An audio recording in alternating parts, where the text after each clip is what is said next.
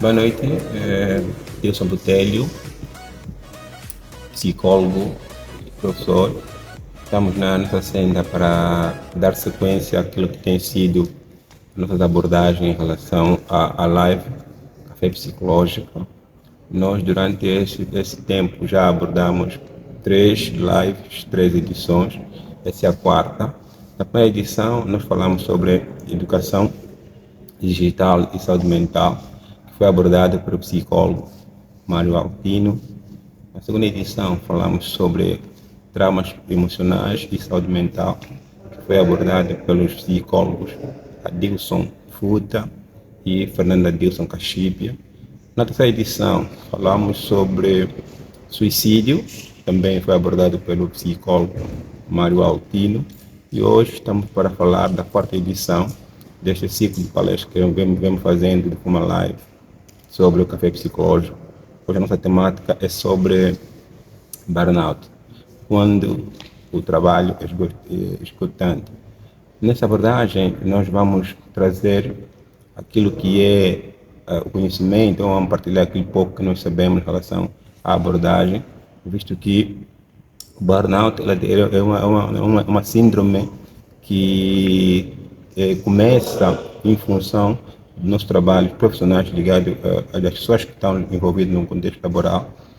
E, como nós sabemos, o trabalho, por sua vez, já tem a predisposição de trazer aspectos que sejam aspectos que sejam prejudiciais à saúde da pessoa, em função da sua origem, do termo tripalium, né, que quer dizer tortura, que quer dizer castigo.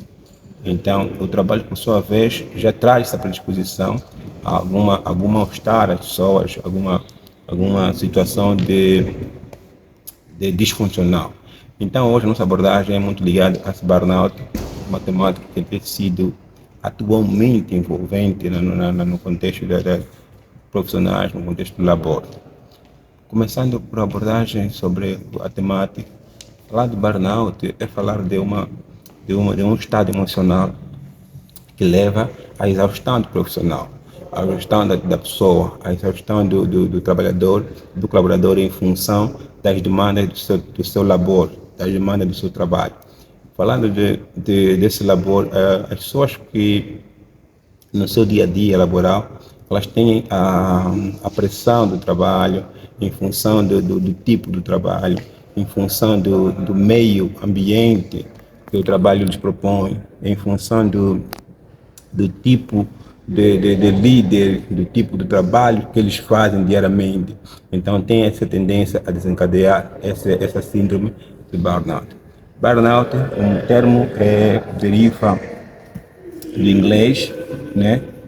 To burn out, que quer dizer queimar por completo, ou estar no limite, né? No limite daquilo que é a força do trabalho, daquilo que é a predisposição para o trabalho.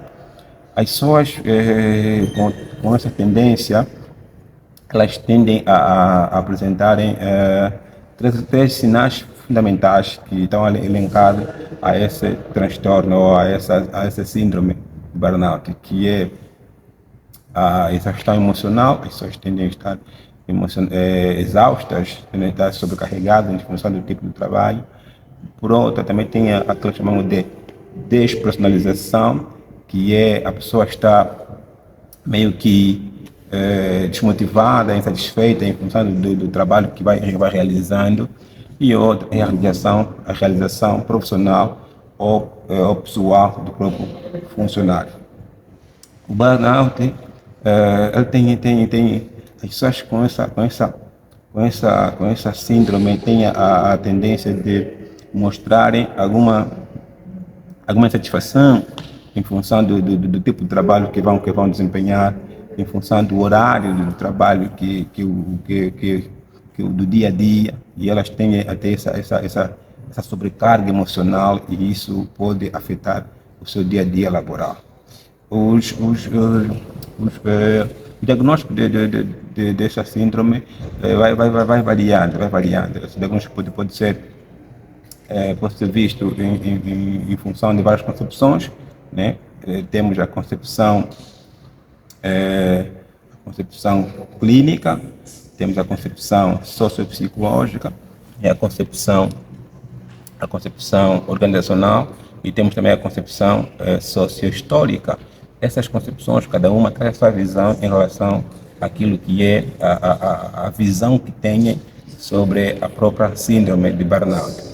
Mas aqui essa concepção que é muito hoje abordada, que trata sobre esses aspectos, está muito mais envolvido a concepção sociopsicológica. Hoje, ela aqui caracteriza os aspectos fundamentais dessa concepção. Ele vela pelo o indivíduo, né, enquanto pessoa, a própria organização e o próprio trabalho em si que o indivíduo está envolvido.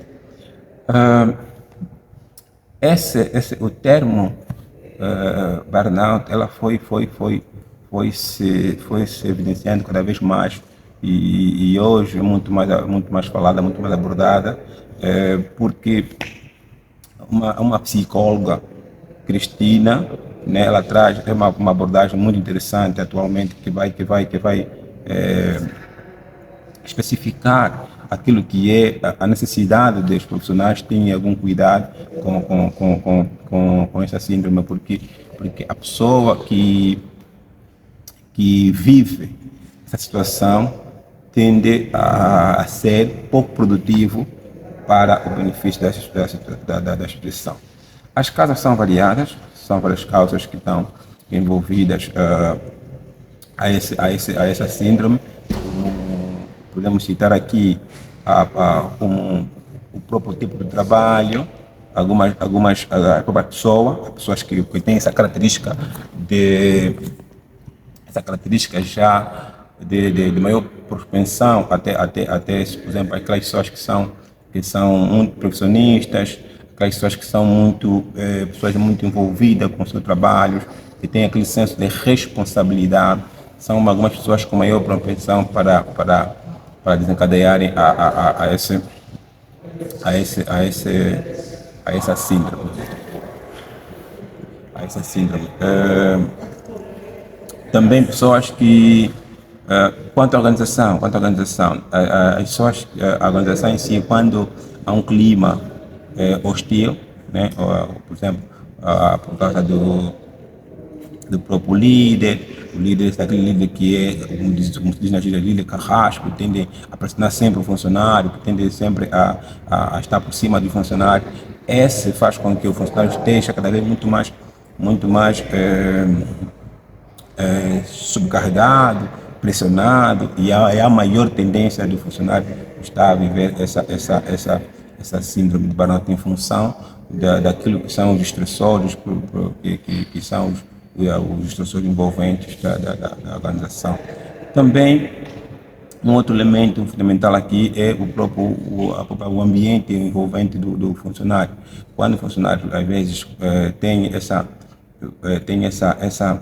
pressão e, em muitos casos, não consegue culminar com o seu trabalho diário no trabalho, quer levar esse trabalho para casa, então vai fazer o quê? Vai ver que mesmo em casa não tem tempo, não tem espaço para conviver e com maior propriedade com a família. Então ele mesmo em casa está a trabalhar, os chamados viciados no trabalho, né? Esses também têm maior propensão a trazer até a síndrome de burnout.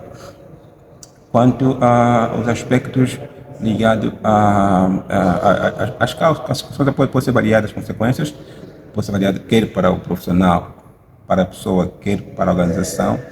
Para a pessoa, há aquela tendência de elas ficarem muito mais viradas à solidão, né? Tem tendência de ficarem muito só no seu canto, focado no trabalho. As pessoas também têm tendência de estarem muito envolvidas, muito irritantes, têm tendência de estarem desmotivadas, têm tendência de serem pouco empáticas em função do própria gestão do labor. Para a organização, as pessoas com essa tendência, essa síndrome, normalmente faltam muito ao trabalho. E aí, então entra o absentismo, né, que é a ausência do trabalho por questão de doença. Ele vai especificar que não se sente bem, que está incomodado, então isso vai fazer com que ele fique em casa. E a empresa, a organização, com a ausência desse profissional, né, ela vai perder muito porque um funcionário ausente pode prejudicar e fazer com que algum trabalho fique atrasado, fique parado. E ali a necessidade, se calhar, se for muito tempo que o profissional vai ficar ausente, a necessidade, se calhar, de substituir, de pôr alguém para substituir esse funcionário que está em casa por estar cometido por essa síndrome. E a substituição de outro profissional requer custos, né? Vai ser necessário que se contrate alguém para substituir esse funcionário ou que se pede numa outra área para vir para a área do funcionário que está cometido com a síndrome e também ao sair dessa área, de uma área para a área onde vem o profissional, a maior tendência de ter também alguma escassez na área onde vai sair esse profissional. Então, as consequências são variadas. Nós aqui podemos citar tantas que podiam ser, quer para o indivíduo, quer para a profissional, e também quer para a família, né? E a sociedade em si. Porque os indivíduos com essa síndrome, até para relacionarem como deve ser com o familiar, para irem em convívio familiar, às vezes se quartam, né? ficam fechadas, evitam, porque acham que estão cansados, estão sempre mal dispostos, preferem não sair e ficam em casa. E ficando em casa, também pode ter aquele sentimento de mal-estar, de pensamentos não muito apropriados para eles, e começar a ter outros pensamentos e pode desencadear, né, uma depressão ou a tristeza profunda, e depois pode também desencadear a depressão. Quanto a é necessário que, enquanto profissionais, né, quando se terem mostrar algum sinal dessa exaustão emocional, né, é necessário que as empresas, que as organizações criem algum ambiente mais saudável, mais acolhedor, criem condições para terem nas suas organizações psicólogos ou profissionais de saúde mental para que possam dar maior suporte emocional aos profissionais e para que esses profissionais de saúde mental possam equilibrar, né, emocionalmente os seus profissionais e fazerem com que os profissionais tenham uma vida muito mais saudável no ambiente de trabalho. E porque as empresas vão descurando muito essa tendência de terem profissionais de saúde mental, de terem psicólogos e outros profissionais que possam auxiliar, né, e possam orientar psicologicamente os seus profissionais, porque muitas delas acham que pode ser um gasto desnecessário, mas nós, enquanto profissionais, achamos que é necessário que exista psicólogos nas organizações, é necessário que existam profissionais de saúde mental para que possam criar mecanismos para dar suporte emocional, suporte profissional a esses funcionários, a esses colaboradores, para que eles tenham uma vida e bem-estar e saúde no trabalho. Falando ainda também para além já citadas as consequências, podemos criar outros mecanismos para fazer com que o trabalhador tenha uma vida muito mais estável, né, no trabalho. E quando há essa possibilidade de o funcionário estar saudável, ter uma vida muito mais, estar bem no trabalho, há maior tendência de produzir melhor, né, e isso traz benefício para a organização. Então, é necessário que as organizações criem algum mecanismo para que se possa cautelar ou promover a questão da saúde mental dos profissionais, de modo que se evite esse processo ou essa tendência dessa síndrome que é prejudicial à saúde dos profissionais. Então, ali podemos deixar como alguma orientação. É fundamental que as organizações criem mecanismos para que os funcionários tenham esse apoio, tenham esse suporte emocional ou suporte psicológico aos profissionais. É necessário que as empresas criem condições para, para que os profissionais tenham façam exercícios, né, de forma coletiva, pós-labor, pós-trabalho, para que elas tenham maior, possam tirar alguma carga, né, com atividades físicas coletivas no trabalho. É necessário também que as empresas, que nas organizações criem outros mecanismos para que os profissionais consigam ter um ambiente muito mais ameno, muito mais saudável e adequado para que possam produzir, para que possam conviver, para que possam ter uma relação muito saudável com os colegas, uma relação muito saudável com os líderes, uma relação muito saudável com qualquer funcionário da empresa, tudo isso para facilitar e ter a maior produtividade e minimizar também a questão dessa síndrome que estamos a abordar. Então, é muito importante que as empresas olhem os profissionais de saúde mental, olhem os profissionais como pessoas fundamentais para as empresas e não apenas para que essas pessoas consigam atingir os objetivos da empresa, mas também que possam atingir os objetivos pessoais e que se sintam cada vez mais, muito mais saudáveis e muito mais integrados para o processo laboral e evitar assim então algumas doenças, no caso específico da síndrome de burnout que aqui vamos abordando.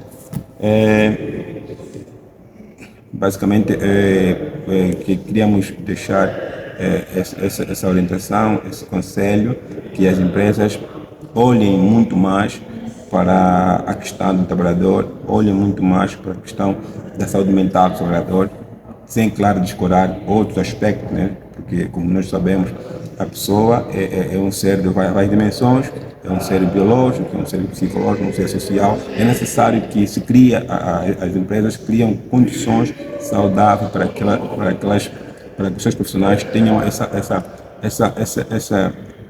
esse cumprimento das necessidades intrínsecas que são humanas para que elas tenham uma vida muito mais saudável no ambiente laboral.